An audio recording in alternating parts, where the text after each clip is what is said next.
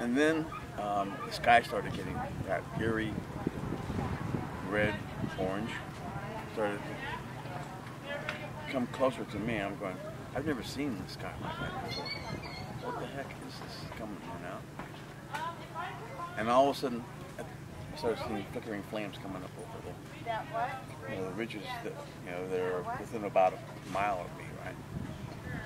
And I'm going, whoa, what's going on here? Then I went out back to my property, looked up, and there were some fires behind me, probably about 200, 300 yards away. Somewhat. Fires being set off in different spots. There was like 4 or 5 of them that had been spot fires here, spot fire there, probably from the coal ash docking. So then I went back to my front yard again, and I looked down and I started seeing the river flame going up across the street from where I live. There was a housing community there. There was probably around a couple dozen homes. That river of fire was those homes catching on fire. And every so often you hear this pop, pop, another pop. And I'm assuming it's now propane tanks going off, transformers going off. And it's starting to get, worrisome because now and the river of fire keeps going further and further up the mountainside. Then, just about at that point in time, I started hearing the crackle sound to my left. And then I started hearing the horses down below me. There was a house down below me where the guy used to have horses. I started hearing the horses, and they started doing that death cry. And I'm like freaking out. And then the crackle sound comes up. I start hearing the crackle sound, and I start seeing fire coming up on my property. And it came up, and the wind started 60, 70 mile an hour gusts just took the fire and just, next thing I know, my property is engulfed. That instantaneously. So I went to my garage, and I had a whole bunch of containers of, I used, every time I drank a gallon of milk, I would drink the milk, and give it to the animals and whatnot, and fill it with water, put it in my garage because we were on a drought.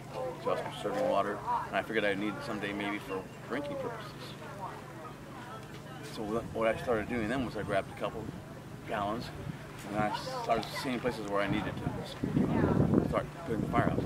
So I started using the gallons to put spot fires out around the property. Then I go in and grab another 2 more, or more.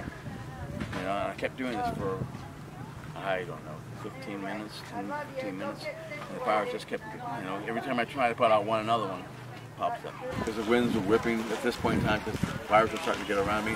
And there was the internal winds, plus there was the external winds, all playing factors. And the fire was going this way and the fire was going that way. And at this point in time, there's no way I'm going to put this thing out. And I start looking around, where am I going to go? Didn't have much time. I had maybe about 20, 30 seconds to decide what to do. So I ran into my jacuzzi, which was right next to my, the garage was here, jacuzzi here, the house here. There's about a 5-foot separation between the garage and the house. Jacuzzi's right next to the house. So I jumped in the jacuzzi, took the lid, put it over me, had about maybe an inch visual, but I kept it up. And about maybe a minute later, I started hearing, "Dan, you there? Dan, are you there?" And he says, "Get out now. We need to go." I lifted up the jacuzzi lid, stepped out, and it was like standing into an oven. What do you think would have happened if the CHP officer wouldn't have come? I know what would have happened, because I saw the remnants of my property a couple days ago. And the jacuzzi that I was in was melted. I would have been soup. There would have been nothing left for me. And it probably wouldn't have been maybe more than a couple of minutes. If Jake hadn't shown up, I probably had maybe 2, 3 to go. That's how quick that's why he said go now. No time for anything else. Go now. He assessed it really quickly and a lot better, because by this point I was like, I cannot believe what is happening.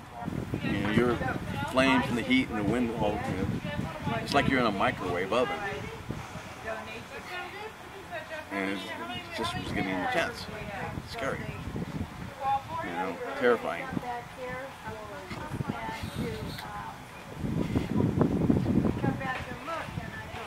And I'm sitting there hoping my helps.